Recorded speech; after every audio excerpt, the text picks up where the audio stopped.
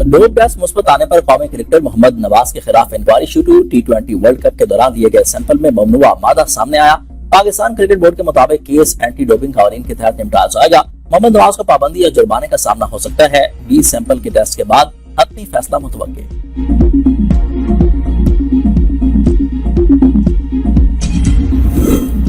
ICC ने players की T20 ranking जारी कर दी। बैटिंग रैंकिंग में पाकिस्तान के साहबजादा फरहान का तीसरा, भारत के अभिषेक शर्मा का पहला नंबर। बॉलिंग रैंकिंग में पाकिस्तान के इब्रार अहमद का तीसरा, मोहम्मद नवाज का 12वां नंबर। अफगानिस्तान के राशिद खान की टॉप पोजीशन। ऑलराउंडर रैंकिंग में साम अयूब की तीसरी, मोहम्मद नवाज की 9वीं पोजीशन। जिम्बाब्वे के सिकंदर रजा का ऑलराउंडर्स में रैंकिंग में पहला नंबर।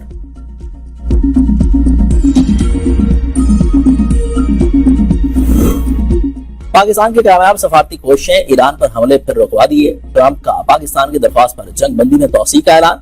कहा कि वज़ीर-ए-आज़म शहबाज शरीफ और फील्ड मार्शल की दरख्वास्त पर हमले रोक रहे हैं। ईरान के तजावीज पेश करने तक जंग बंदी में तौसीक कर दी। ईरान की नाकाबंदी बरकरार रहेगी। ट्रंप की फौज को हर किस्म की तैयारी की भी हिदायत।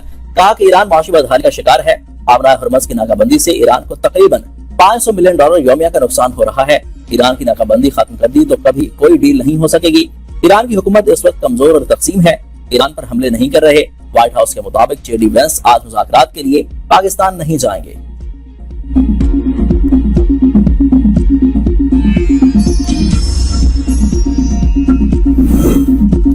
वज़ीर आज़म का जंग बंदी तौसीक की दरख्वास्त कबूल करने पर ट्रंप से इजहार तशक्कुर। एक्स पर पैगाम में शहबाज शरीफ ने कहा कि अपनी और फील्ड मार्शल आसिम मुनीर की तरफ से जंग बंदी में तौसीक की दरख्वास्त कबूल करने पर सदर ट्रंप का शुक्रिया अदा करता हूँ। उम्मीद है कि अफ्रीकन तनाज़े के मुस्तकिल हल के लिए इस्लामाबाद में मुज़ाकरात के दूसरे दौर में जामे अमन डील को अंजाम देने में कामयाब होंगे। पाकिस्तान तनाज़ात के मुज़ाकराती हल के लिए अपनी भरपूर कोशिशें जारी रखेगा।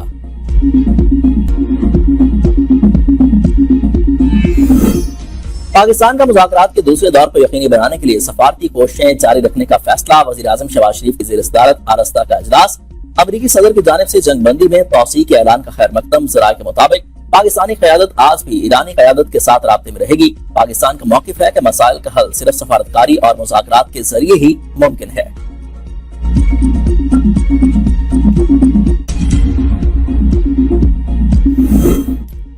वज़ीर आज़म से ईरान के सफीर रजा अमीरी मुक़द्दम की मुलाकात। वज़ीर आज़म का खित्ते में कशीदगी के खात्मे के लिए मुकालमे और सफारतकारी पर जोर।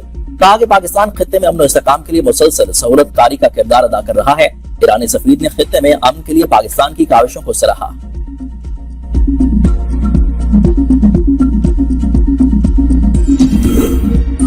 हारने वाला शराइत तय नहीं कर सकता। ईरान ने ट्रंप की जंगबंदी में तौसीक को मुस्तरद कर दिया। स्पीकर ईरानी पार्लियामेंट के मशीर मेहदी मोहम्मदी ने कहा कि ट्रंप की जंगबंदी में तौसीक की कोई अहमियत नहीं। ट्रंप की जानिब से जंगबंदी में तौसीक एक चाल है। ट्रंप जंगबंदी में तौसीक करके ईरान पर हमला करना चाहते हैं। नाकाबंदी जारी रखना बमबारी के बराबर है।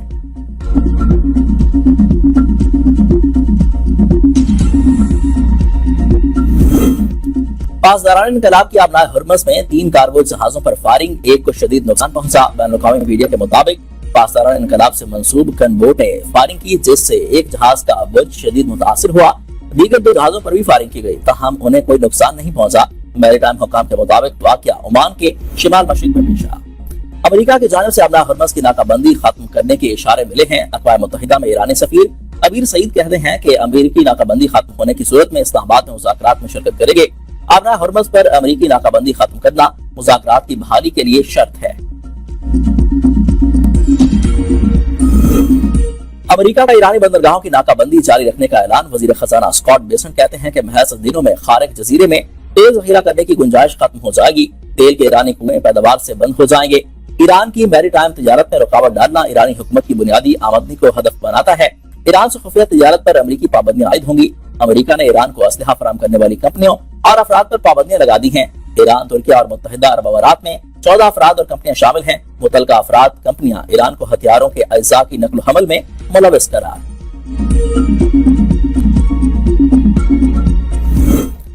अक़वाम मुत्तहिदा का जंगबंदी में तौसीक का खैर मकदम। पाकिस्तान की कोशिशों की मुकम्मल हिमायत। एंटोनियो गुतरेस की फ्रीकैन से जंगबंदी का एहतराम करने और इश्तिहार अंगीज़ से गुरेज करने की अपील। कहा कि उम्मीद है मुज़ाकरात जामे और देर पा हल ही राह हमवार करेंगे। तर्जुमान चीनी वज़ारत ख़ारिजा ने कहा कि सफारतकारी के जरिए तनाज़ात को हल करने में फ्रीकैन की हिमायत करते हैं। जहरियत को दोबारा शुरू होने से रोकने की कोशिशें सबसे बड़ी तरजीह। नायब वज़ीर आज़म और वज़ीर ख़ारिजा इसहाक डार से बरतानी हाई कमिश्नर जैन मेरिट की मुलाकात। اسحاق ڈار نے کہا کہ پاکستان خطے میں مذاکرات اور سفارتی روابط کے فروغ کے لیے متحرک کردار ادا کر رہا ہے۔ برطانوی ہائی کمشنر نے امریکہ اور ایران کو مذاکرات کی میز پر لانے میں پاکستان کے کردار کو سراہا۔ خطے میں امن و استحکام کے لیے پاکستان کی سفارتی کوششوں کی مکمل حمایت۔ مار کے حق میں شکست کے بعد بھارت آئسولیٹ ہو گیا، پھر کسی قسم کی ہمخانہ کارروائی کی تو منہ توڑ جواب دیا جائے گا۔ وزیر اطلاعات عطاء اللہ تارڑ کی پریس کانفرنس کہا کہ بھارت اپنی پالیسیوں کی وجہ سے دنیا بھر میں ناکام ہو چکا۔ پہلگام فاسٹ فلیگ آپریشن 1 سال بعد بھی بھارت اپنے موقف کے حق میں شواہد پیش نہیں کر سکا۔ بھارت کی کھوکھلی سوچ اور مکاری کھل کر سامنے آ گئی۔ بھارت پاکستان کے اندر دہشت گردی میں ملوث ہے۔ پاکستان امن کے لیے اپنا کردار ادا کر رہا ہے۔ پاکستان کی اب دنیا بھر میں بات سنی جا رہی ہے اور پوری قوم پاک فوج کے ساتھ کھڑی ہے۔ دہشت گردی کے خاتمے تک ہم چین سے نہیں بیٹھیں گے، ملک کے دفاع کے لیے ہر قدم اٹھائیں گے۔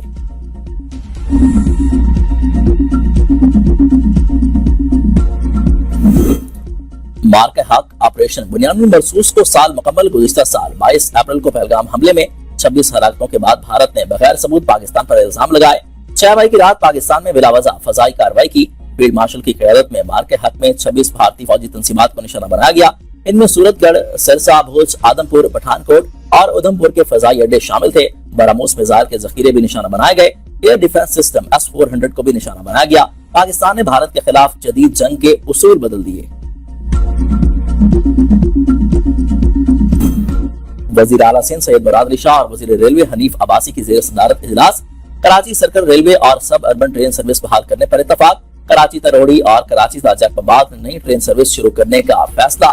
مراد علی شاہ نے کہا کہ کراچی کو فوری طور پر مؤثر اور سستی پبلک ٹرانسپورٹ کی ضرورت ہے۔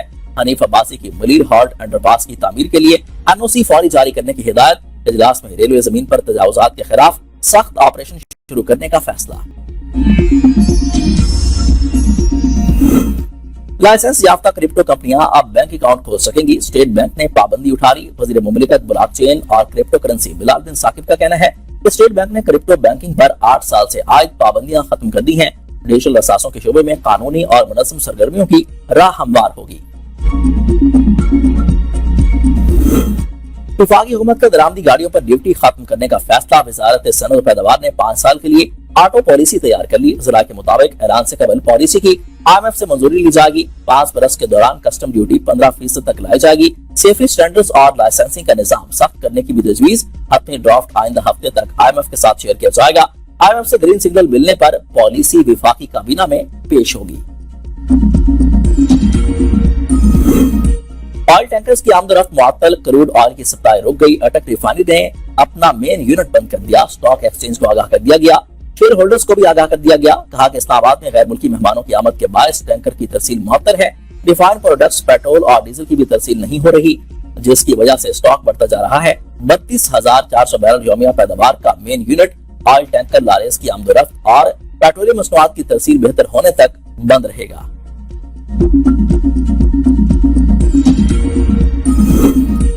امریکہ نے عراق کو امریکی دورہ کی ترسیل معطل کر دی۔ وال اسٹریٹ جرنل کے مطابق ٹرمپ انتظامیہ نے عراقی فوج کے ساتھ سیکیورٹی تعاون کے پروگرام بھی معطل کر دیے۔ اقدام ایران کی حمایت یافتہ ملیشیاؤں پر دباؤ بڑھانے کے لیے کیا۔